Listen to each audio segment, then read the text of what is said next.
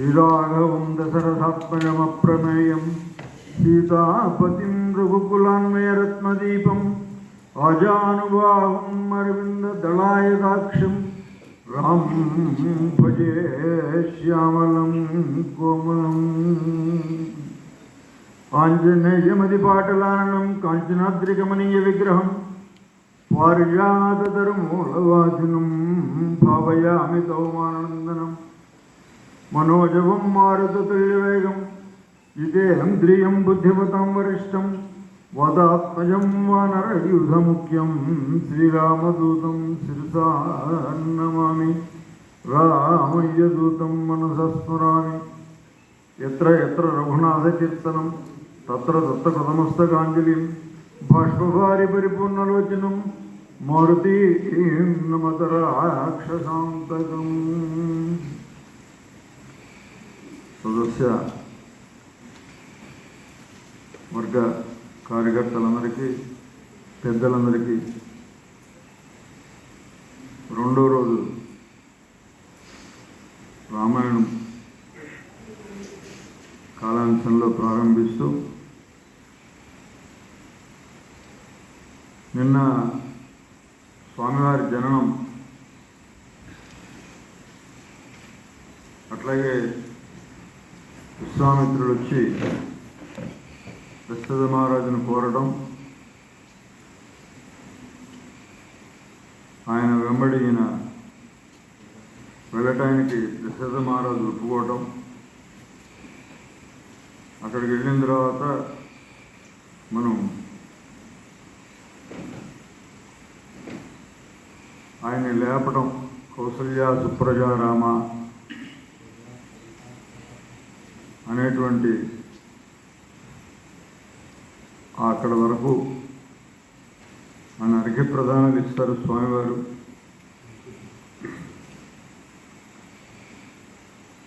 అట్లా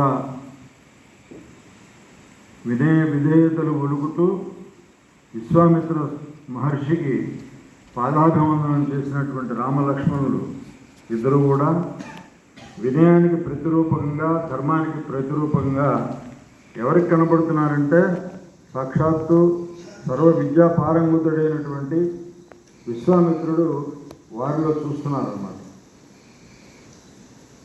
ఎప్పుడు చూసినప్పటికీ కూడా ఆయన్ని దాన్ని అనుభవించటమే,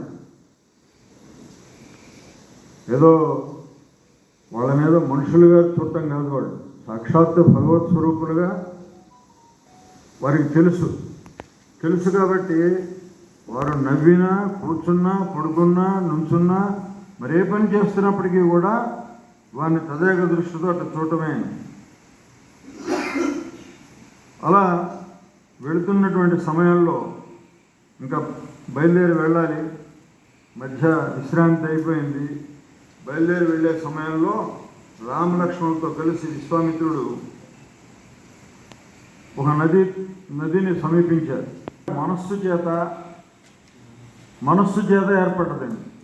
కైలాస శిఖరంలో బ్రహ్మగారి మనస్సు చేత నిర్మించబడినటువంటి ఒక సరోవరం, దాంట్లో నుంచి వచ్చేటువంటి ఒక ప్రవాహం, ఆ ప్రవాహమే అట్లా వస్తున్నటువంటి ప్రవాహం, ఆ ప్రవాహమే సరయూ నది.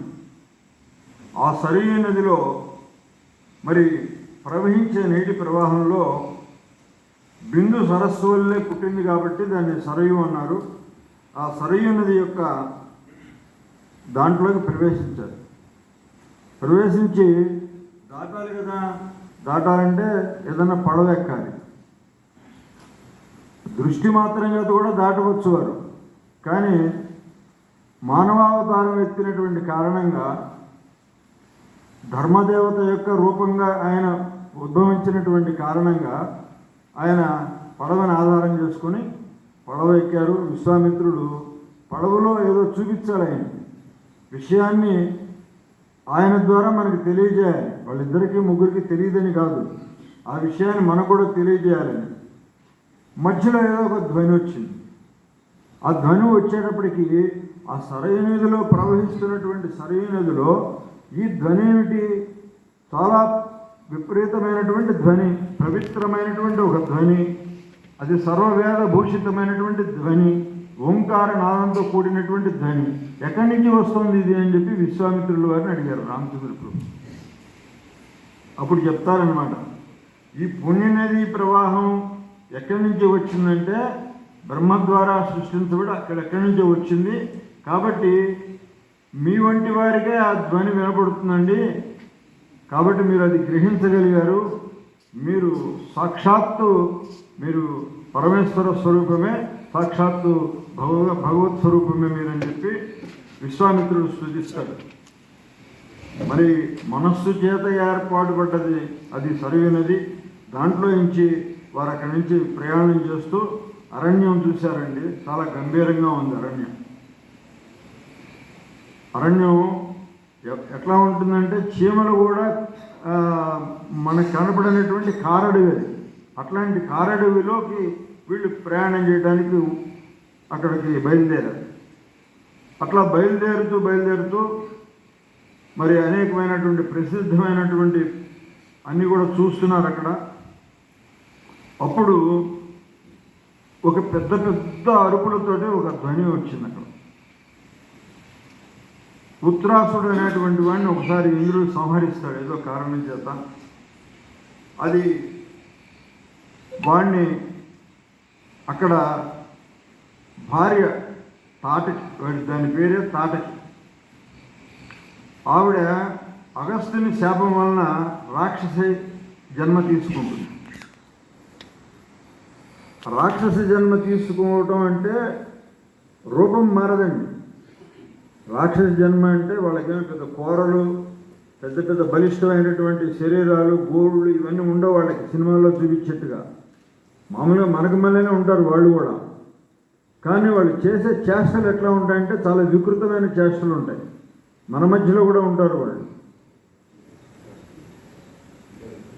ఎవరికి వాడికి ఏ విధమైనటువంటి ధ్యాస లేకుండా ఇతరుల యొక్క కార్యక్రమాన్ని విఘ్నం చేసేటువంటి వాళ్ళు మనం చూస్తూ ఉంటాం. ఏదో ధర్నానో హర్తాళనో ఏదో చేస్తారు, స్ట్రైక్ చేస్తారు. వాడు ప్రభుత్వ ద్రవ్యాన్ని దుర్వినియోగం అంటే పగలగొట్టడం, రాళ్ళేసి పగలగొట్టడం, బస్సులు పగలగొట్టడం, లేదా ఇంకో వాళ్ళ ఇంటికి నొప్పి పుట్టించడం, ఇవన్నీ కూడా చేసేవాళ్ళు ఎవరు? రాక్షసులే. వాడింటికి ఏమైనా నిప్పు పుట్టించుకుంటాడు వాడు? కాదు, వేరే వాళ్ళ ఇంటికి నిప్పు పుట్టిస్తాడు. అట్లాగే వేరే వాళ్ళ బస్సులన్నీ తగలబెడతాడు, కార్లు తగలబెడతాడు, అద్దాలు తగలబెడతాడు, ఇట్లా చేస్తూ ఉంటారు. వాళ్ళందరూ కూడా రాక్షసులే. అట్లాగే ఈ అడవిలో కూడా పెద్ద పెద్దగా అరుస్తోంది. మానవుడి యొక్క ఎప్పుడైతే వాసన నరవాసన కనపడ్డదో, ఈ నరవాసన వచ్చేప్పటికి ఏమీ నరవాసన అని చెప్పి ఊక్కుంటూ వచ్చేసింది ఆ తాటకి. శాపగ్రస్తురాలే ఉన్నది. వచ్చేటప్పటికి ఈ విశ్వామిత్రుడికి తెలుసు ఇదంతా కూడా. తెలిసి వెంటనే ఆయన చూపిస్తాడు, ఈ అగస్త్యుని సమంజసం, ఇది ధర్మమా? రేపు పొద్దున్న నన్ను ఏమంటారు? మొట్టమొదటి ఆడదాన్ని ఇచ్చేసారే అని అంటారు కదా. అంటే అప్పుడు విశ్వామిత్రుడు అంటే ఆయనకి ధర్మం ఎరిగినటువంటి వాడే, కానీ ఈ విషయం చెప్పడం కోసమని విశ్వామిత్రుడి ద్వారా మనకి చెప్పిస్తారన్నమాట. ఏమనంటే లింగభేదం లేదండి. వాళ్ళ యొక్క మనస్సులో ఉన్నటువంటి ఆ రాక్షసత్వానికి లింగభేదం అవసరం లేదు. రాక్షసత్వాన్ని సంహరించాలి, కానీ వాళ్ళు స్త్రీల పురుషుల చెడు పని చేసేటువంటి వాళ్ళు ఎవరు? పురుషులైతే ఎగ్జామ్షను, స్త్రీలైతే నరక విలను, ఇటువంటి పాఠం లేదు అక్కడ. వెంటనే చెప్తారు తాటక వధ చెయ్యాలి అన్నారు. తాటక వధ వెంటనే ఒక బాణం తీశారు. స్వామివారికి ఏముందండి, ఒక బాణం తీశారు. శంకరు గురించి తపస్సు చేసి వశిష్ఠుడు ఇచ్చినటువంటి సంపద ఏదైతే ఉన్నదో అదంతా కూడా ఈయన దగ్గర ఉన్నది కదా. అస్త్ర ప్రయోగం మరి వెంటనే ప్రయోగించారు. ఆ ప్రయోగించడం వల్ల అది వెంటనే కుప్పకూలిపోయింది. కుప్పకూలిపోయి తాటక సంహారం అయిపోతుందన్నమాట. ఆ తాటక సంహారం ఎప్పుడైతే అయిపోతుందో అక్కడి నుంచి ప్రయాణం వాళ్ళకి సుఖమయం అయిపోతుంది. అక్కడి నుంచి మరి బలిచక్రవర్తి ఇదంతా కూడా చేస్తున్నారు. ఇట్లా చేస్తున్నటువంటి సమయంలో ఆయనకి పాలుపోక 2 బాణాలు ఒకసారి